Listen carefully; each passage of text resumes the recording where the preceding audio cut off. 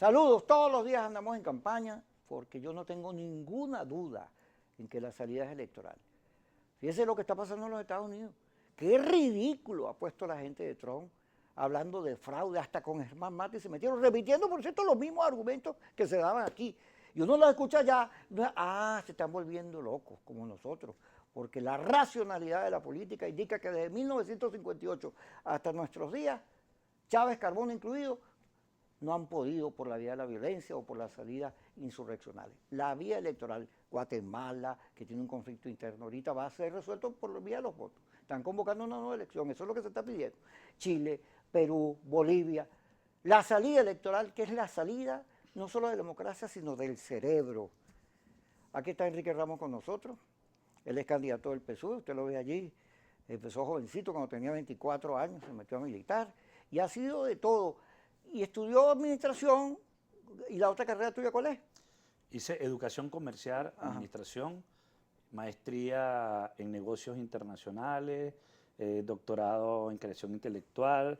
¿Y has logrado? En Nicaragua también hice 2 maestrías en recursos humanos y en banca y riesgo financiero en la Universidad de Ciencias Comerciales en Nicaragua. Por eso es que has acumulado una enorme solvencia moral.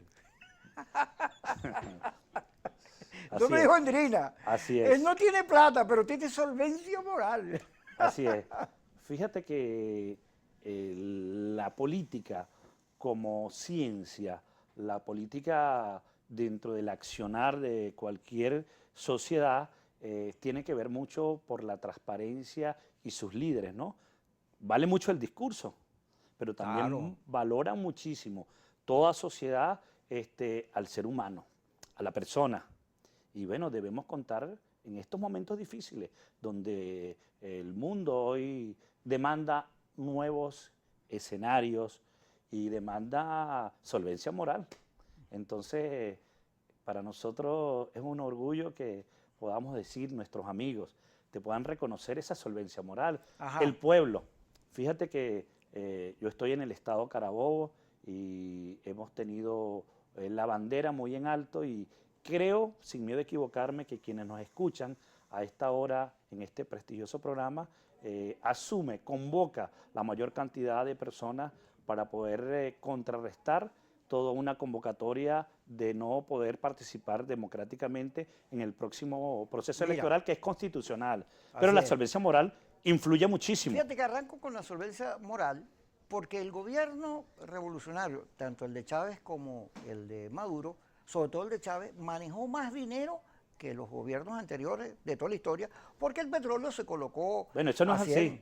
Sí, fíjate que cuando el comandante... Había platica. Pero escúchame, vamos por partes. Tenemos que tener los pies sobre la tierra, como decimos nosotros, ¿no? Pero ya comenzaste mal diciéndome que eso no es así. No, no es así. ¿Visto ese rialero que entró? ¿Dónde está? ¿Dónde lo metieron? Escúchame. Vamos a hablar de eso, Cuando el comandante supremo llega como presidente al Estado en el 99, 2000, se consigue un Estado prácticamente desfalcado, no había dinero para pagar las nóminas de las diferentes instituciones, el caso de los maestros, o sea, nuestros maestros no tenían para pagar. El gobierno de Caldera estaba a $7 pero el barril. Bueno, no sé, seguramente estaba a $7, no es seguramente, te lo afirmo, pero lo cierto es que se recibe un Estado quebrado, así lo recibe el presidente Hugo Rafael Chávez Frías, y fuimos bajo una política real para poder nosotros tener vamos a decir, el recurso financiero para poder cancelar, honrar todos esos pagos.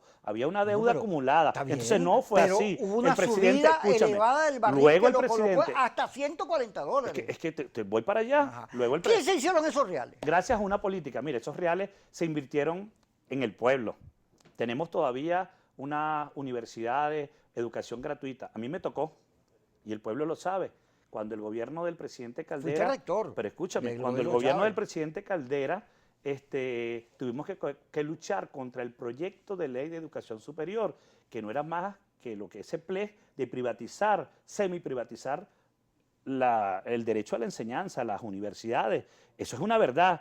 Te decía que nuestros docentes, nuestros maestros, el empleado público no tenía realmente para poder devengar un salario real. Y bueno, luego de la visión estratégica del presidente Chávez a través de alianza, a través de la creación de los bloques como el ALBA, todos los bloques que nos permitieron sentarnos dentro de un proceso. ¿Cuánto gana un maestro hoy? Escúchame, se trajo al país muchísimos recursos que se invirtieron en lo social. O sea, recuperamos y ahí vemos una estructura que ha dejado la revolución sobre los CDI.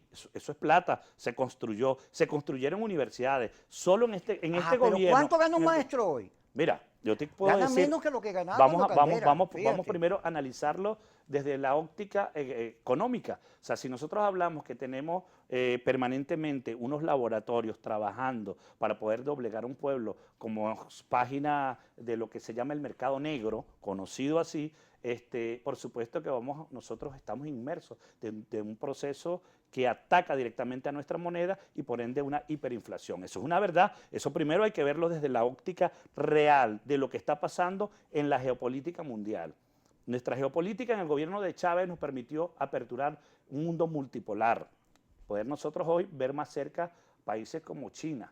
Por supuesto, la dependencia que teníamos en los antiguos gobiernos, de nosotros la tecnología y traer todo el equipamiento del gobierno norteamericano, pasa que una vez que se rompe esa relación directa, compra-venta, desde armas, desde todo lo que tiene que ver con ciencia, tecnología, nos llama a nosotros a crear un nuevo escenario y estamos inmersos en eso, con un ataque permanente desde los laboratorios de las páginas Dollar Today. Yo hoy me siento preocupado porque ciertamente se está conspirando. O sea, se está poniendo en práctica las mismas fórmulas que se han puesto en Ucrania, en otros países. O sea, se acercan las elecciones y tenemos un dólar. Cuando yo estaba ahorita afuera... Tú eres invitado, pero fíjate... No, porque yo soy el invitado, pero queremos llegar a un análisis real. Vamos a poner los pies sobre la tierra. Teóricamente hablando, en el transcurrir del tiempo, no podemos nosotros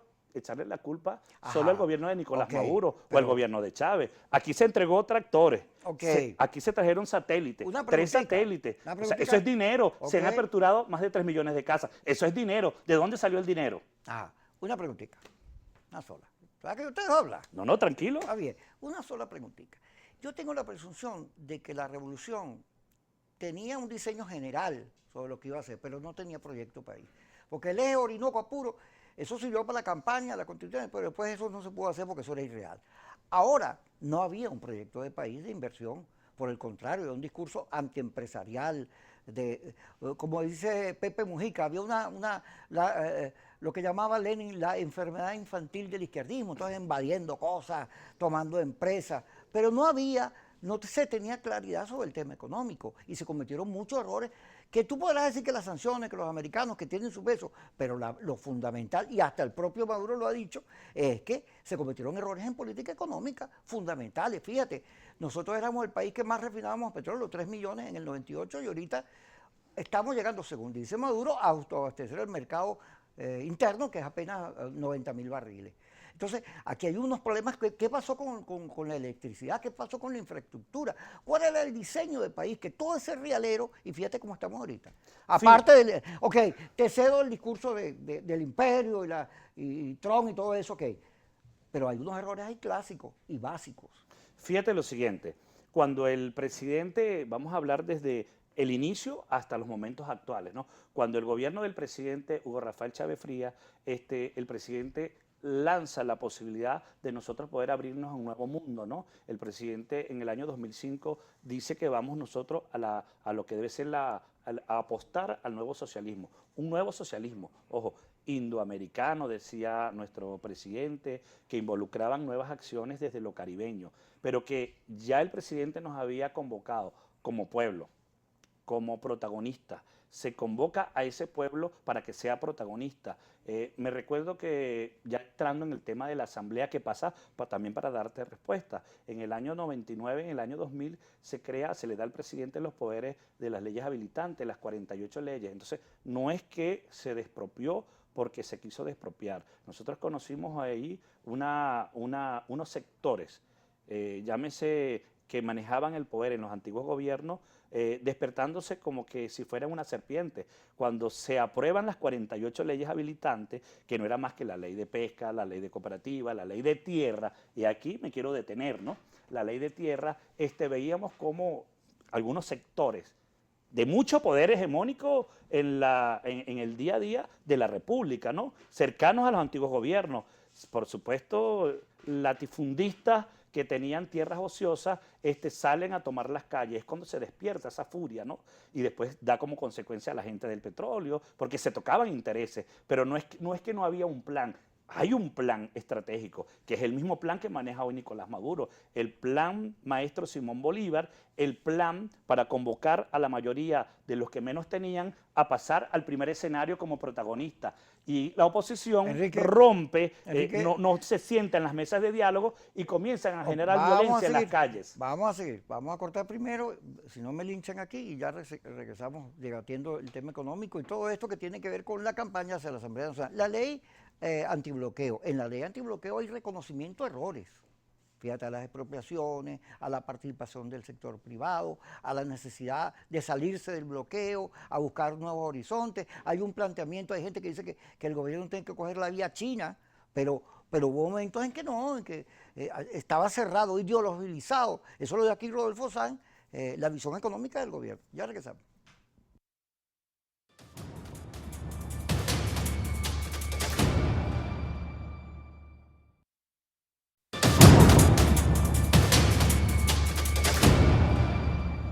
Enrique Ramos está con nosotros, él es candidato por el PSUV en el circuito 4 en el estado Carabobo, Los Guayos, Carlos Albelo.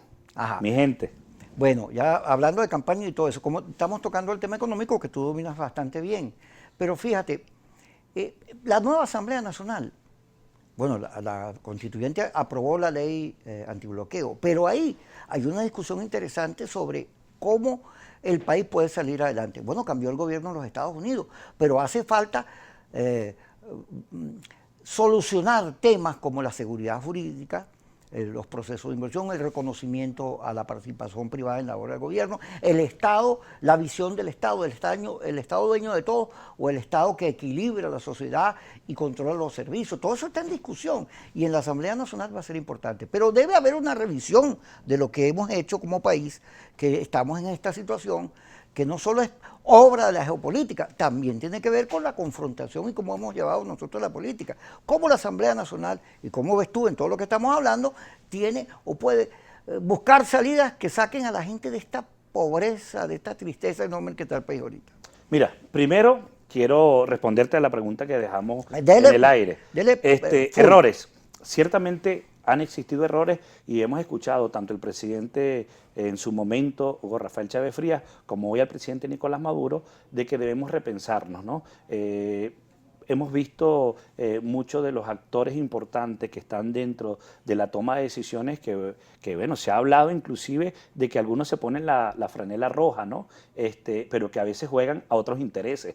Eso por un lado, no dejamos de reconocerlo, pero que como plan estratégico... Con la solvencia moral. Escúchame, como plan estratégico yo creo que tienen una claridad. Somos en toda la historia republicana de los gobiernos que han pasado de turno, creo que el presidente Hugo Rafael Chávez representa lo que debe ser un nuevo gobierno con una gran inversión hacia lo social y eso es reconocido aquí y en cualquier parte donde hay indicadores como la CEPAL, ¿no? Educación gratuita, posibilidades de mejores niveles de vida, entendiéndose que se ha agudizado y que la ley antibloqueo nace como una necesidad de nosotros poder sostenernos. Sostenernos primero como gobierno, como gobernante. Segundo, sostenernos también como pueblo receptor. O sea, las sanciones, aunque usted lo diga, que está meramente en el discurso, son realidades, pues. O sea, tenemos 5 decretos imperiales.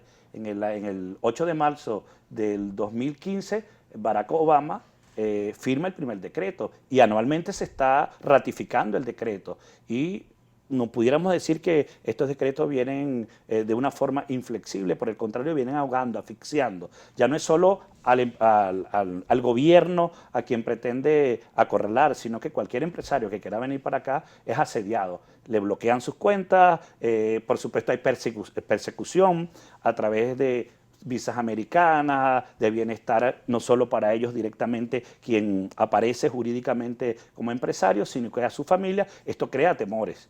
Para muestra es que el gobierno del presidente Nicolás Maduro, a quien yo tengo que reconocerle, convoca, y dentro de este proceso de asfixia que tiene este pueblo, saca como salida o propone en la mesa como salida lo que es la operación a través de las criptomonedas, transar. Somos el único gobierno en el mundo para ese entonces, cuando el presidente en la Feria Internacional de Ciencia y Tecnología dice, vamos a las criptomonedas, y se crea el Petro, el Petro como una moneda virtual, pero con respaldo. Ya esto nos daba a nosotros un nivel de seguridad. Para ese entonces, en el año 2017, si mal no me falla la memoria, 2018, el mercado se movía en cifras, yo diría, alarmantes, que la discusión en el mundo era, ¿desaparecerán la banca tradicional fiduciaria o realmente asume las criptomonedas como una opción, ¿no? Y hay estudios importantísimos de historias recientes. Las criptomonedas aparecen luego de la crisis mundial. En el año 2008-2009 se da la primera operación, que es a través de una compra, una operación de una pizza. Pero todo esto se da a nivel de la clandestinidad. Es Venezuela o el gobierno, el primer gobierno, que reconoce el funcionamiento y reconoce que hoy el mercado a nivel universal se está manejando a través de las criptomonedas. Entonces, estamos en una discusión. Vamos a coexistir la banca tradicional fiduciaria y las criptomonedas. Se da todo un proceso, más de 1.700 criptomonedas. Y luego que aparece esto como una opción, el mundo mira hacia Venezuela. Hablando del mundo empresarial, ¿no? Nosotros garantizando darle lo que tú te preocupaba, ¿no? Lo que es la estabilidad jurídica para cada empresario en el país. Resulta que aparece el decreto imperial nuevamente y dice, persona que trance, que opere con el Petro, tendrá sanciones, y comienza toda la persecución.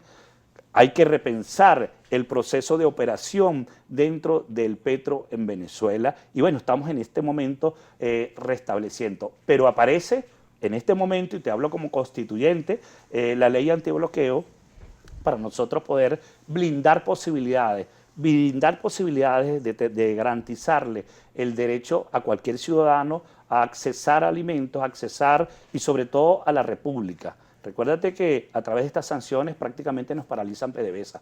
Sanciones y lo que tú decías, mal manejo interno, quizás por algunos funcionarios que hoy nosotros los nuevos diputados vamos a exigir, tanto a los actuales diputados que se fueron al mundo a pedir sanciones, que sean penalizados, que le paguen a la República los 5 años de exigir sanciones, los 5 años de pisotear la política en este país. Llevaron la política al subsuelo, al nivel más bajo, inimaginable. Si nos sorprende lo que está pasando en Estados Unidos como un hecho, como la acción política, imagínate tú lo que hizo Guaidó y todos los diputados que están actualmente en la Asamblea, que aunque está en desacato, se han dedicado prácticamente a paralizar. No han aprobado una ley, Enrique, o sea, han pedido sanciones. Mira, entonces, nos va a tocar a nosotros. Yo quiero estar en la Comisión de Contraloría para ver que se castigue a estos señores. Déjame trabajar porque te estoy dejando hablar, porque esa es la idea. Tú me preguntas, yo te respondo. No, además, fíjate que arrancamos con la solvencia moral, porque yo sé que tú no eres un hombre de malos manejos, no crees en las cosas que dices. Y eso, gracias. Por ahí hay un reconocimiento. Pero fíjate, una de las cosas importantes en lo que viene es aprovechar toda esta situación que se dio en los Estados Unidos. Bueno, que salimos de quien aupaba el discurso de las sanciones, de la intervención, y tal como lo ha dicho Biden, pues hay posibilidad de una negociación política que ponga a Venezuela en la ruta de la estabilidad. Porque acuérdate que todos los juicios que tuvimos afuera, casi todos los perdimos por la manera en que se hicieron las privatizaciones. Ahorita se está dando o se llevó dentro de los tribunales británicos lo que debe ser la reconducción del oro que está en el banco. Pero eso, acuérdate que esos son depósitos del Estado. Pero no son empresas. No, claro. Sí, todos esos juicios se enredaron porque precisamente no ofrecimos estabilidad jurídica. Pero ese es el papel de la Asamblea. Nosotros debemos reconducir. podemos nosotros resguardar. Recuérdate que el papel que juega la nueva Asamblea, y, Pero si y tú lo dice dices, la Constitución, Luis, pero fíjate, es si tú dices que vas a legislar, meter preso a los controlar, abogados, a los diputados de la gestión anterior. dentro de un proceso legal. Pero no O sea, requiere el país salirnos de esas querellas para meternos en el problema más importante que es el país, su economía. ¿Cómo hacemos para que la gente no sufra? Para que esa cantidad de pobres que están sin tener trabajo en el país lo tengan. Tú me preguntabas algo y yo te quería responder sobre la ley antibloqueo. Yo creo que ahí está la ruta a seguir. O sea, lo primero que tenemos que entender es que estamos en un país asediado, en un país muy golpeado a través de las sanciones que están en el decreto imperial, ¿no? Nosotros necesitamos repensarnos y creo que ha sido muy acertado por la economía, por la estabilidad de un país y sobre todo por la paz.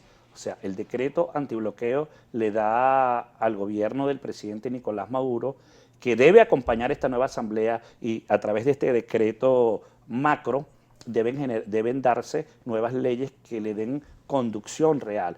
Una de las cosas importantes que yo valoro en el decreto es que es un decreto temporal, ¿no? Va a ayudar a poder reconducir la paz, la estabilidad y la economía del país. O sea, primero porque le da la posibilidad del resguardo a cualquier empresario en el mundo que quiera venir a invertir en esta patria que tiene todo. O sea, nosotros creemos que no es solo el petróleo, que No, ya hay aquí hay de bastante. todo. Aquí hay bastante. Nosotros en la la Universidad Simón Rodríguez sosteníamos unas mesas de análisis y discusión para abrir nuevas líneas de investigación y convocábamos a nuestros científicos. Y ellos me hablaban de que teníamos nosotros más de 50 minerales que en este momento y en los venideros años van a ser, yo diría, van a estar en la mesa para que el mercado pueda aperturar. Y están aquí en esta patria, o sea, más de 50 minerales. No, aquí o sea, hay recursos, lo que necesitamos cosa, es liderazgo. Una cosa importantísima. Visión. No, hay liderazgo. Hay liderazgo. Lo que creemos nosotros que la Asamblea Nacional, como uno de los poderes que sostienen la estabilidad de la República para que se traduzca en bienestar del pueblo, coño, son 5 años, hermano. No son 3 días, 5 años de una asamblea que ha generado violencia, ha pedido sanciones, ha inclusive pretender sentarse en una mesa a negociar la Guyana, a negociar territorio de la República. O sea, no tiene parangón. Yo creo que es el momento de que estemos en la asamblea, las personas que tenemos cierto nivel intelectual y que nos preocupa la República, que creemos que se pueden hacer muchas cosas. Mira, Kiko, te puedo decir una cifra, voy para allá, para terminar, una cifra. Enrique, estas personas se robaron más de casi 40.000 millones de dólares. No es cualquier cosa.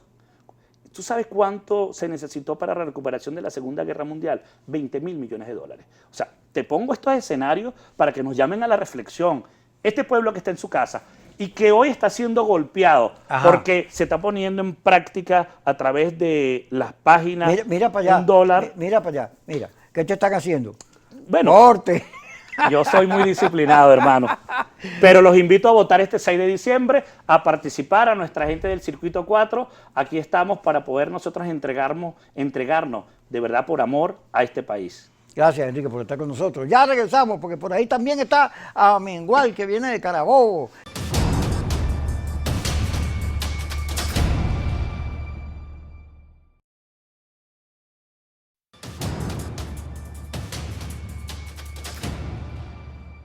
Seguimos en nuestro programa Kikosis Armando Amengual, que va candidato lista Unión y Progreso en el estado Carabobo.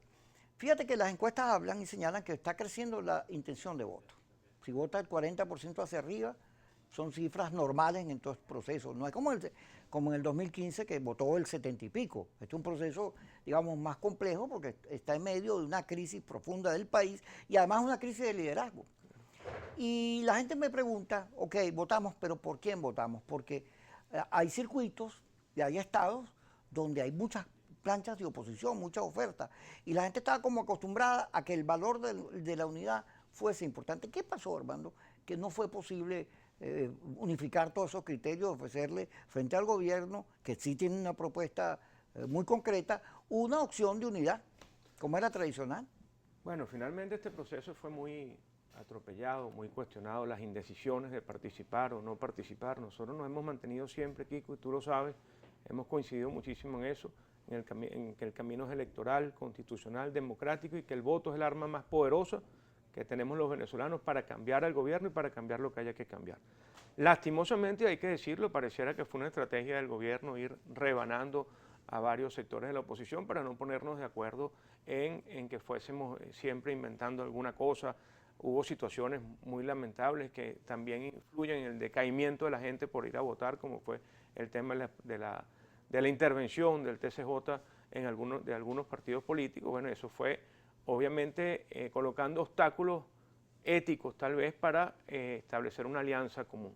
Esta tarjeta de Unión y Progreso que lidera Eduardo Fernández sale como una opción para garantizar los cambios, para garantizar la independencia del voto frente al gobierno, para garantizar lo que este país está exigiendo, que es unión y progreso para poder avanzar. Y unión entre todos, unión de todos los colores, unión en base a causas y no en base a algún interés particular. Nosotros queremos ir a la Asamblea Nacional porque tenemos la idea y estamos convencidos de que somos una generación que lo que quiere es construir, aportar, resolver los conflictos que hoy están agobiando a los venezolanos y restituir la política que en los últimos años se ha creado mucha desesperanza y mucha frustración. Por supuesto que no pueden ser los mismos números de participación que en el 2015, con todos los errores que se han venido cometiendo después de ese gran triunfo que tuvo la unidad y la oposición venezolana en el 2015, en el cual, por cierto, ayudamos bastante en aquel momento. Pero fueron una cadena de errores que por supuesto que no podían tener otro resultado,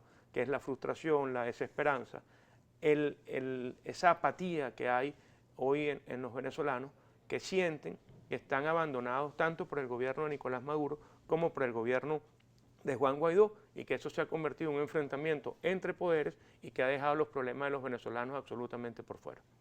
Ahora fíjate, Trump al fin, esta semana declaró, bueno, está bien, entran a la Casa Blanca los equipos estos de transición de Biden y pareciera que va a terminar reconociendo porque aun cuando en Pensilvania sacaron unos votos que llegaron fuera de tiempo, la ventaja de Biden es muy importante, igual en Michigan y en otros estados, casi 6 millones de votos.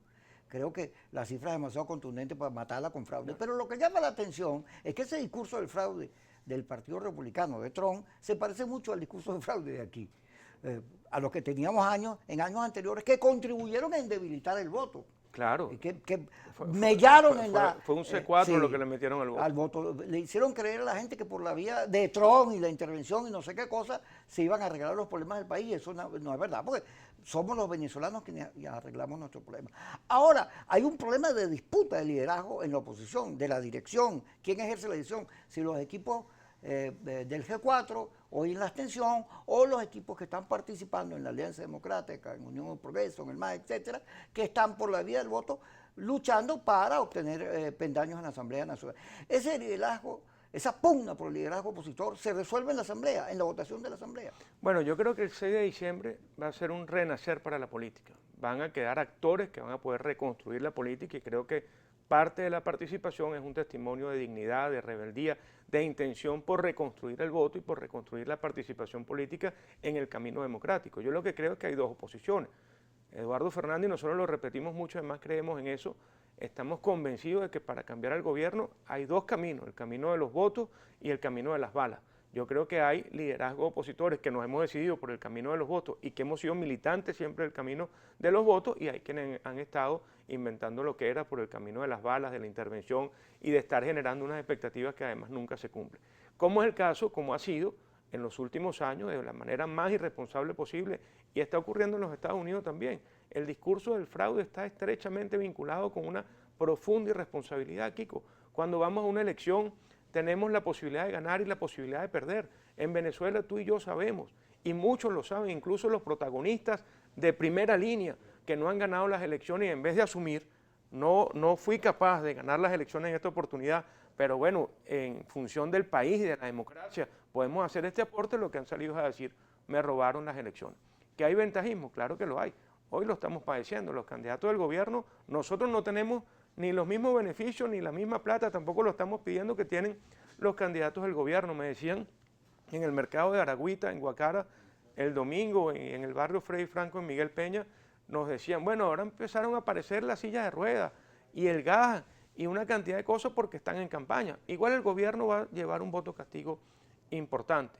Hay una depravación con el tema de los recursos, candidatos incluso que ni siquiera son de allá, como el caso de un señor de apellido Vielma Mora, que por cierto lo hemos invitado a debatir sobre temas que hoy están sufriendo los carabobeños, como el tema del suministro de la gasolina, el tema del gas, el tema de los apagones, el tema que afecta a la cotidianidad. Entonces se aparece por allá, medio perdido, a decir que va a reactivar la zona industrial de Carabobo, una zona industrial que ellos ayudaron a destruir en los últimos 20 años. Ajá, pero Armando, fíjate, y lo estábamos discutiendo con el invitado anterior, con Enrique Ramos. El gobierno en la ley de antibloqueo propone, ya sea limitada porque lo aprobó la ENE, porque no hay debate, porque es una supraley, etcétera, por todo eso, pero en el fondo hay un reconocimiento a los errores cometidos desde el Estado y pareciera que vamos como hacia el camino chino, hacia una apertura económica. ¿Tú cómo ves eso? ¿Crees que eso es posible, que eso es un discurso real o vamos a seguir lo mismo? Bueno, todo lo que tenga que ver con rectificación y con apertura en materia económica, nosotros lo vamos a apoyar.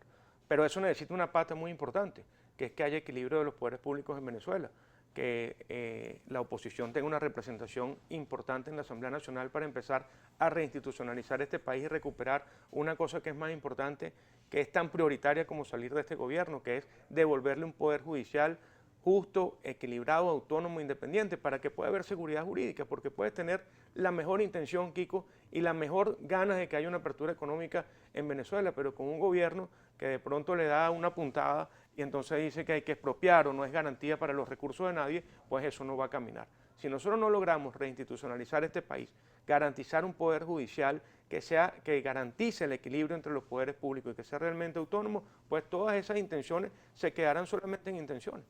Ahora, digamos, hay un barajeo. Todo Sí, lo que está claro. ocurriendo es un barajeo. Sin duda. Vienen unas nuevas realidades. Porque ya en el discurso de Leopoldo López, el que está haciendo en Madrid, apuntando no hacia al mantra, sino hacia salidas electorales, cuando habla inclusive de la consulta, dice, cuidado con generar falsas expectativas, porque ese error lo hemos cometido varias veces. Pareciera que inclusive en el radicalismo, después de la Asamblea Nacional, cuando vengan las elecciones de gobernadores y alcaldes, va a haber mucha gente de regreso. Sí. Porque la salida de fuerza, por ahí no hay camino.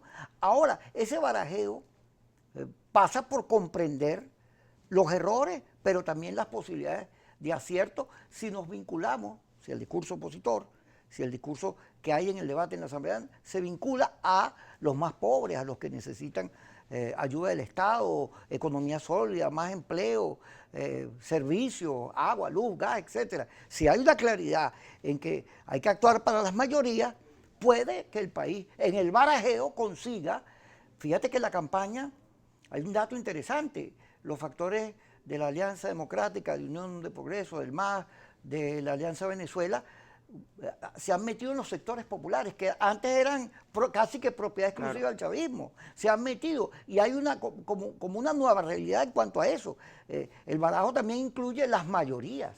Sí, ¿Cómo ves tú eso? No, las mayorías hoy están buscando un referente claro, un referente que les garantice una cosa distinta, profundizar el dolor y la crisis que ha promovido o que representa el gobierno de Nicolás Maduro. Los más vulnerables, los más pobres, hoy en Venezuela, y este fin de semana tuvimos contacto con muchísimos de ellos, los que están desesperados buscando una salida pacífica, democrática y constitucional. Es increíble, Kiko, la intención de voto que hay en esos sectores populares, porque la gente siente que además el voto los empodera realmente. Y por eso no tengo duda del voto castigo que se va a llevar el gobierno.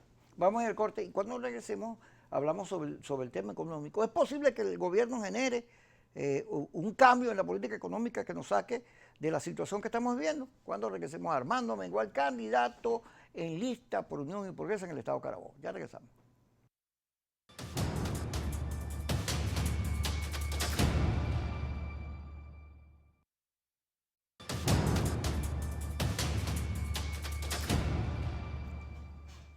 Armando Mengual, el tema económico. ¿Es posible que el gobierno rectifique en la materia económica, genere seguridad jurídica y que el escenario de debate sea la Asamblea? ¿Eso es posible? Yo creo que sí, y entre otras cosas, este gobierno, yo no tengo duda de que va de salida. No te puedo decir en qué tiempo, pero no tengo duda de que son sus últimos tiros, ¿no? Y yo creo que puede haber algún tipo de rectificación con una Asamblea Nacional que garantice varias cosas. Uno, un compromiso de soberanía por el país. Nosotros así tenga eso un costo político, hay que decirlo, A la porque además es soberanía. auténtico. Nosotros tenemos que hacer un esfuerzo importante porque a este país le levanten las sanciones que tiene el Estado venezolano. No los funcionarios corruptos ni los violadores de derechos humanos, pero esas sanciones hacen que el dolor del venezolano hoy sea mucho más grande. Han profundizado el dolor que ha generado la crisis del gobierno de Nicolás Maduro. Yo creo que si hay unos acuerdos políticos mínimos de entendimiento, respetando las diferencias, las visiones de país que cada quien pueda tener y la independencia política, y que haya garantía para poder hacer política, pues, y ofreciéndole al mundo unas condiciones mínimas de entendimiento y no del enfrentamiento, que además el pueblo venezolano tampoco lo ve bien, el enfrentamiento permanente, sin colocar por encima los problemas fundamentales de la gente, pues yo creo que puede haber un tipo de rectificación que se traduzca en beneficios económicos y en un cambio en la economía. Pero tenemos que salirnos de esta guerra en la que estamos. Eso no significa que vamos a colgar los guantes para cambiar el gobierno de Nicolás Maduro, pero sí hacerlo con mecanismos distintos a los que se han venido intentando hacer en los últimos años. Fíjate, el tema soberanía, que a mí me preocupa muchísimo, porque hay un sector radical de la oposición que le ha cedido la soberanía al gobierno, la defensa de la soberanía, pero además pretende hablarle a las Fuerzas Armadas diciendo que vienen otros de afuera a solventar los problemas que son nuestros. Y después es un error grave. O sea, ¿cómo pueden pedir fractura militar si le están diciendo a los militares que vienen unos a invadirlos y a sacarlos de sus casas y de sus puestos de trabajo y de su oficio? Ahí hay un error, sobre todo porque en este discurso de Trump del fraude y todo esto, tú te das cuenta que las alusiones a Venezuela son más convenientes para Trump que para nosotros mismos. Claro. Entonces, pero hay un sector radical que más bien es troncista o es anticomunista o lo que sea, en referencia a que no le gusta la situación de Venezuela, pero cede la soberanía como discurso, no le da la prioridad que debe tener. Por eso que yo digo, es que parece que no leen ni libros de historia, ni periódicos, ni nada. Que no saben el valor. Hay gente que dice, yo lo he leído, que el libertador es Trump. Le digo, no más, es Bolívar, yo sé que es difícil, pero es Bolívar. Nosotros tenemos que venezolanizar la solución de la crisis, venezolanizar la política, llegar a entendimientos entre los venezolanos y no apostar a quienes hacen política en la calle 8 en Miami o a quienes hacen política en La Habana. Nosotros tenemos que descubanizar la política de los dos lados y entendernos los de todos los colores, los rojos, los verdes, los amarillos, los azules, y tratar de apuntar a políticas que nos garanticen un cambio en la economía, que restituyan la política que está ausente, Kiko, cuando tú observas comentarios como eso, que no son exageraciones. Gente esperando, gente llorando si Trump no ganaba las elecciones, Bueno, porque a Ricardo pensaba que se nos Hauman venía le una están cayendo tragedia. encima. A Ricardo Sí. Hauman, que A hasta la hace poco era un sensatez héroe. le están cayendo encima, solamente porque tú dices, además que esa manía de estar interviniendo también en la política de otros países es una mala interpretación de la globalización del mundo, porque allí no se tranza nunca ni la autonomía ni la soberanía nacional, que es un concepto que hay que rescatar y que yo coincido contigo que no se lo podemos entregar hoy al chavismo, que tampoco es garantía de soberanía, por cierto, pero sí apuntar a que los problemas de los venezolanos los resolvamos los venezolanos. Con el apoyo de la comunidad internacional, muy bien, que nos ayuden cuando logremos los cambios económicos, que nos ayuden a potenciar esa economía. Cuando logremos los cambios políticos, recuperando la política, que nos ayuden a que esos acuerdos políticos tengan la suficiente solidez y solvencia para que sean viables en la solución de los problemas, pero no saliendo a entregarle al país a unos actores que están no solamente afuera, sino desvinculados de lo que está ocurriendo en Venezuela hoy. Fíjate, Enrique, que el invitado anterior, Enrique Ramos, Jorge Rodríguez y Maduro han hablado que la Asamblea Nacional va a ser un escenario para juzgar a los diputados del 2015, a Guaidó y familia. Y Guaidó y familia dicen que bueno, que a esto hay que sacarlo. Ellos tienen como la misma intencionalidad, pero me preocupa que el país siga en eso, porque son los mismos conceptos de confrontación que tienen al país hundido. Bueno, yo creo que la gente se va a expresar, no solamente en un testimonio de dignidad, de rebeldía, pero también con una exigencia clara de que esa Asamblea Nacional sea un escenario para impulsar los cambios que todos queremos, que pasan por cambiar al gobierno por la vía de los votos y por la vía que está en la Constitución, pero también pasa porque sea un escenario no solamente para la paz, para el entendimiento, para los acuerdos, para legislar, para construir instrumentos jurídicos que se puedan traducir en beneficios para la gente. ¿En qué puede beneficiar a la gente que uno y otro se quieran poner estén no solamente enfrentados permanentemente, sino que estén apostando a ponerse presos cada quien por su lado. Eso no le importa a la gente percibe esos enfrentamientos como un problema ajeno del vecino, entre parejas, entre enfrentamientos entre bandas, ese tipo de cosas, peleando cada quien por su plato. Una de las cosas que más daño le ha hecho a Venezuela es esa absurda dualidad de poderes. El gobierno oficial de Nicolás Maduro y el gobierno legítimo de Juan Guaidó con el apoyo internacional. Eso lo que ha hecho es asfixiar a los venezolanos y profundizar esta crisis. Y de eso tenemos que salirnos y es una oportunidad extraordinaria para que el 6 de diciembre nos movilicemos. Ahí no es cierto esa campaña malsana que cargan de que se está legitimando a Maduro y se está legitimando al TCJ. TCJ, por cierto, con el que se quería entender Leopoldo López para el 30 de abril, para buscar un mecanismo que no está en la Constitución. El 6 de diciembre es una gran oportunidad. Es una gran oportunidad, Kiko, porque nosotros tenemos muchísimas cosas en juego. El 6 de diciembre no podemos dejar de expresarnos porque hay conquistas que todavía tenemos, que se pueden perder si nosotros no tenemos presencia en esa Asamblea Nacional o si no hay una mayoría opositora consolidada. De manera que no es cierto que es un día cualquiera, no es cierto que es una elección particular de Nicolás Maduro, es un día de alerta, es un día que no podemos dejar pasar porque ese día sí nos puede traer consecuencias que lamentar por la abstención. Fíjate, Unión y Progreso es un partido nuevo, es un partido, ahí está Mercedes Malaver, estás tú, es una alianza, hay distintos factores que están intentando una propuesta a la Asamblea Nacional, pero queda poquito ya de campaña, una tarjeta nueva, no hay plata, no hay recursos, hay una queja generalizada de que las comunicaciones... Y no las hay. Por pandemia, por gasolina, etcétera. ¿Qué posibilidades puede tener Unión y Progreso de conseguir diputados en medio de esta situación? Bueno, nosotros estamos haciendo el trabajo político que siempre hemos hecho. Algunas veces nos ha dado resultados, otras veces no nos ha dado resultados, pero le estamos presentando una opción a los carabobeños, estamos tratando de llegar al mayor número de carabobeños posible, con las limitaciones que tiene la política hoy, que tiene la campaña hoy, y que particularmente tenemos nosotros, que no tenemos ni la plata, ni las dádivas, ni las cosas que pueden ofrecer. Además, tampoco compartimos esa política que tienen Maduro o los amigos de Maduro. Pero sí hemos encontrado muy buena receptividad porque hay un sentimiento de cambio y de impulsar lo nuevo e importante. En tus visitas en los sectores populares, buscando que la gente vaya a votar, ¿qué te dicen? Que a mí eso, a todo el mundo se lo pregunto, porque he escuchado una radiografía del país que es difícil tenerla en pandemia, pero más o menos uno se da cuenta que hay, en la presencia de los sectores populares, hay una sensibilidad hacia la pobreza, hacia lo que está ocurriendo, y hay quienes creen que a pesar de la desesperanza puede haber un aumento de votación. Mira, yo he encontrado 3 sorpresas. La primera es la intención de voto, sobre todo en los sectores populares. Los sectores medios hacia abajo, como te decía al principio, la gente sabe que tiene esa arma que es poderosa y que lo puede hacer realmente libres el 6 de diciembre.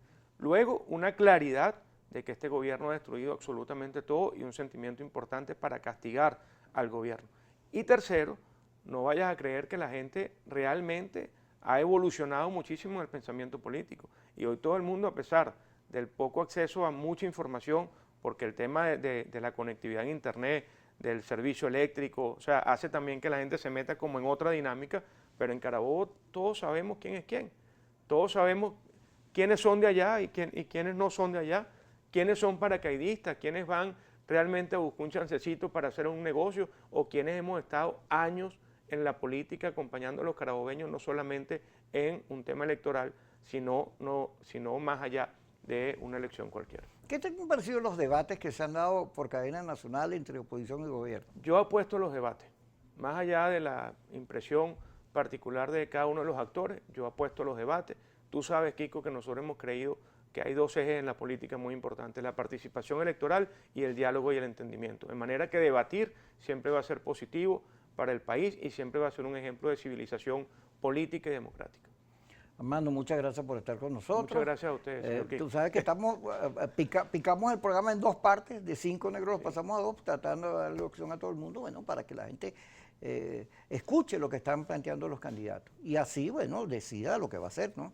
Cada cual, pero escuchando la información es lo fundamental. Yo creo que la gente va a decidir por la opción de la unión y del progreso, que es lo que necesita este país además.